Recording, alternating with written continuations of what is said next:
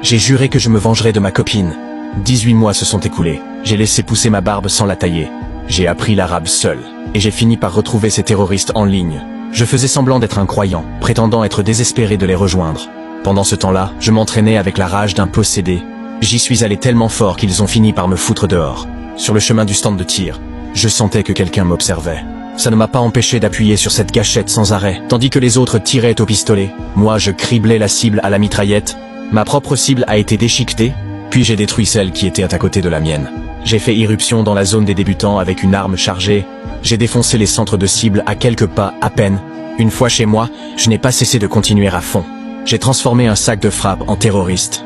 J'ai enchaîné les coups jusqu'à ne plus pouvoir bouger.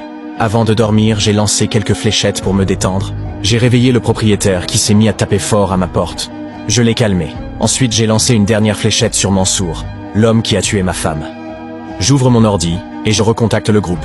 Je leur ai dit que j'étais prêt à les rejoindre. J'ai reçu une réponse ce soir-là. Ils m'ont dit où les retrouver. Le lendemain, je me suis présenté. Un type m'a dit « Enlève tes lunettes ». J'ai souri et j'ai discrètement sorti la lame planquée dans ma lentille. Il m'a palpé partout. Puis il m'a mis une cagoule sur la tête.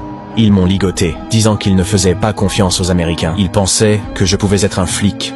Je restais donc calme et précis dans mes réponses. Puis, tout doucement, j'ai commencé à couper les cordes avec cette lame. Ils m'ont retiré la cagoule. Et là, assis en face de moi, c'était lui.